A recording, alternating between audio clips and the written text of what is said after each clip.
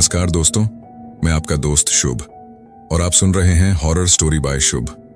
दोस्तों, आज की हमारी कहानी दिल्ली के एक टैक्सी ड्राइवर की है जो हमारे सब्सक्राइबर है, जिन्होंने मुझे अपनी कहानी शेयर की है। आप भी अपनी कहानी मुझे डिस्क्रिप्शन में दिए जीमेल पर भेज सकते हैं। अगर आपको कहानी पसंद आए तो कमेंट में अपना नाम और आप कहां से हमारी वीडियो देख रहे हो वो कमेंट कर देना। तो चलिए दोस्तों, शुरू करते हैं हमारी आज की कहानी। मैं दिल्ली का एक टैक्सी ड्राइवर हूं।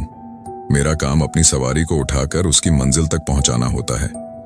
वैसे तो मैं दिन के वक्त ही ड्यूटी करता हूं, लेकिन कभी कभी जब पैसों की ज्यादा जरूरत होती है तब मैं रात को भी ड्यूटी करता हूं। ये शहर भी तो रात दिन चलता ही रहता है, इसी कारण रात को भी अच्छी कमाई हो जाती है।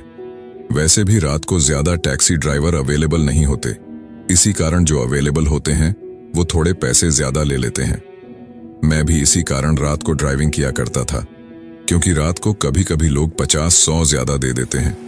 वो सेफ फील करते हैं, इसी कारण थोड़े पैसे ज्यादा दे देते हैं। मैं भी इसी का फायदा उठाकर कभी कभी रात को ज्यादा टैक्सी चलाता हूँ। ये घटना भी मेरे साथ रात को ही घटी थी। वैसे तो मैं शहर में ही गाड़ी चलाता हूँ, लेकिन कभी कभी अगर सवारी कहे तो शहर के बाहर भी उसे छोड़कर आना पड़ता है। ये किस्सा भी कुछ इसी तरह है। ये समय लगभग रात के 1 बजे था। इस समय पर सारी सड़कें सुनसान होती हैं, लेकिन जिसे यहां वहां जाना होता है वही रोड पर खड़ा होता है। मैं भी ऐसे ही टैक्सी से जा रहा था। तभी रास्ते में एक लड़की मिली जिसने मुझे हाथ दिया। मैंने भी टैक्सी रोक ली और वो लड़की सीधा टैक्सी में आकर बैठ गई।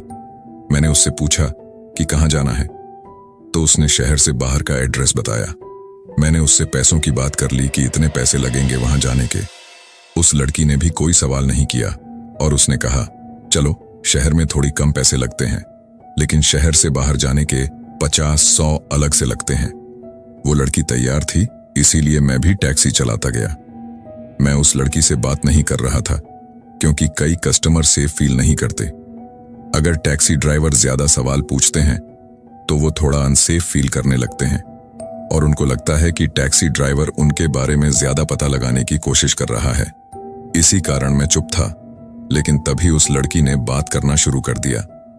वो मेरे बारे में पूछ रही थी कि मैं इतनी रात को टैक्सी क्यों चलाता हूं। वो मुझसे बार बार बातें कर रही थी, इसी कारण मुझे भी जवाब देना पड़ रहा था। मैं भी उसको बता रहा था कि रात को पैसे थोड़े ज्यादा मिलते हैं, इसी कारण मैं रात को ड्राइविंग भी कर लेता हूं। वैसे भी दिवाली आने वाली है, इसी कारण मैं सोच रहा था थोड़े पैसे जोड़ लूं और दिवाली पर घर का थोड़ा सामान ले लूंगा। वो बातें कर रही थी, इसी कारण मैं भी उससे बातें करने लगा और उसके बारे में पूछने लगा। वह लड़की भी बिना हिचके अपने बारे में बता रही थी। वह बता रही थी कि वह शहर के बाहर रहती है और काम के लिए यहां आती है। वैसे तो अक्सर उसे इतनी देरी नहीं होती है। वो लगभग 6-7 बजे घर को निकल लेती है। वो ज्यादातर बस से ही जाती है, क्योंकि उसकी सैलरी ज्यादा नहीं है, लेकिन आज बहुत देर हो चुकी है, इसी कारण उसे टैक्सी से जाना पड़ रहा है। काफी देर हो गई थी, कोई टैक्सी वाला नहीं आ रहा था। मैं मिला हूं इसलिए उसने पैसों की बात नहीं की और जीतने में मैं मान गया, उतने में वो चल पड़ी। तब उसकी मजबूरी देखकर मैंने भी उससे कहा कि कोई बात नहीं मैडम, RS50 कम दे देना, दिन के वक्त भी इतने ही लेते हैं। चलो आपकी मजबूरी है, आपके लिए थोड़ा कम कर देता हूं।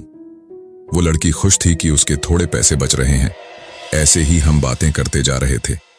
अब शहर खत्म था और हम शहर के लगभग बाहर आ गए थे। जैसे ही हम शहर से थोड़ा बाहर आए, वो लड़की अजीब अजीब बातें करने लगी।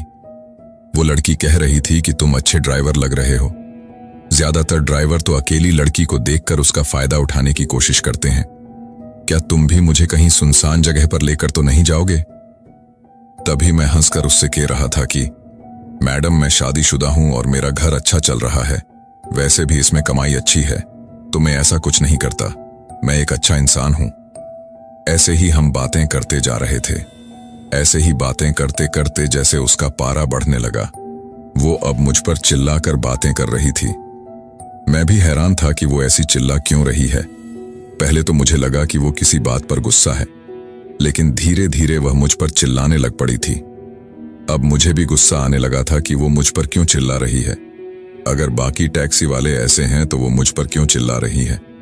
थोड़ा आगे जाकर हम दोनों में बहस सी होने लगी। मुझे खीज आ रही थी कि वो मुझे ऐसा क्यों बोल रही है। मेरे मन में ख्याल आया था कि उसे यही उतार दूं, लेकिन मैं सोच रहा था कि अगर उसे यही उतार दिया तो कहीं वो भटक ना जाए, क्योंकि ये काफी सुनसान सी सड़क थी। तो मैं भी उससे कह रहा था कि तुम्हें घर तो छोड़ ही दूंगा, ज्यादा बातें मत करो। थोड़ी देर बाद उसने मुझे पीछे कॉलर से पकड़ लिया। अब मेरा दम सा घुट रहा था। मेरी शर्ट मेरे गले पर घूंट रही थी। मुझे समझ नहीं आ रही थी कि वो लड़की अब ऐसा क्यों कर रही है। मेरी मन में ख्याल आ रहा था कि हो सकता है वो कोई लुटेरी हो और मुझे लूटने की कोशिश कर रही हो। तभी मेरी नजर आईने में पड़ी। मैंने जैसे ही आईने में देखा मेरे होश उड़ गए। बैठते वक्त तो वो लड़की ठीक ठाक लग रही थी, लेकिन आईने में वो एक चुड़ैल जैसी थी। उसकी आंखें पूरी सफेद थीं, उसमें कोई पुतली नहीं थी। उसके चेहरे पर कई कट के निशान थे। उसके बाल जैसे सफेद हो चुके थे। वो जैसे चमक सी रही थी और उसके जैसी आर पार सा नजर आ रहा था। मैं डर गया था, क्योंकि यहां पर भूतों की कहानियां सुनाई जाती हैं जिसमें ऐसी ही भूतनियां होती हैं। मैं ब्रेक लगाकर खुद को बचाना चाहता था। मैंने ब्रेक लगाने के बाद जैसे ही दरवाजा खोलना चाहा तो मेरी नजर पीछे पड़ी, तो पिछली सीट पर कोई नहीं था। मैं हैरान सा हो गया, मुझे पिछली सीट पर कोई क्यों नजर नहीं आ रहा। ना तो कोई खिड़की खोली और ना ही वो लड़की बाहर गई। मैंने तो डोर अंदर से लॉक कर दिया था। ये देखकर मेरे होश उड़ गए। मैं दोबारा गाड़ी में नहीं बैठा और बाहर निकला। मैं तभी एक ढाबे की तरफ भागा। वो ढाबा अभी भी खुला था। जैसे ही मैं उसके अंदर गया तो वो लोग मुझे देखकर हैरान थे। मैं बहुत ही हाँफ रहा था और मेरा जैसे रंग सा उड़ गया था। वो ढाबे का मालिक मेरी तरफ देखकर हैरान था। वो सोच रहा था कहीं मुझे किसी चोर वोर ने तो नहीं पकड़ लिया था। लेकिन मैंने थोड़ी सांस ली और उसको अपना सारा किस्सा बताया। वो मेरी तरफ हैरानी के साथ दिख रहा था। उसने मुझे पानी पिलाया और बैठने को कहा। मैं उसको बोल रहा था कि उस गाड़ी में कुछ गड़बड़ है। उसने पानी पिलाकर मुझे ठंडा किया और काफी देर मुझसे इधर उधर की बातें की। पहले मेरी सांस फूली थी, अब थोड़ी ठीक हुई थी। तब उसने कहा, यहीं पीछे वाले मकानों में एक लड़की रहती थी। एक टैक्सी ड्राइवर ने उसका मर्डर कर दिया था। कहते हैं वो लड़की यहां अक्सर टैक्सी ड्राइवर को नजर आती है। वो अक्सर टैक्सी ड्राइवर का गला घोंटने की कोशिश करती है। उस दिन से मैं बहुत ज्यादा डर गया था। मैंने इस किस्से के बारे में अपने कई दोस्तों को बताया तो उन्होंने भी मुझे कहा कि कई बार रात को इसी तरह से उनको भी लड़की नजर आई है जो उनकी गाड़ी में बैठी, और ऐसा ही कुछ हुआ। उसके बाद से मैंने कभी रात को गाड़ी नहीं चलाई। मैं इस बात को सोच सोच कर आज भी डर जाता हूं और रात को गाड़ी नहीं चलाता। अगर कभी सवारी छोड़ने में मुझे रात हो जाए तो मैं कभी गाड़ी में किसी को नहीं बिठाता और सीधा घर को आ जाता हूं। मेरे मन में यही सवाल आता है कि उसने किसी को नुकसान नहीं पहुंचाया। लेकिन अगर कोई टैक्सी ड्राइवर हवस वाला उसे मिल गया होगा तो कुछ भी हो सकता है। तो दोस्तों, ये थी हमारी आज की कहानी। ऐसी और कार ड्राइवर की कहानी आपकी स्क्रीन पर आ रही होगी जिसे आप देख सकते हैं। तो चलिए दोस्तों, मिलते हैं कल एक और नई भूतिया कहानी के साथ। तब तक के लिए शुभ रात्रि।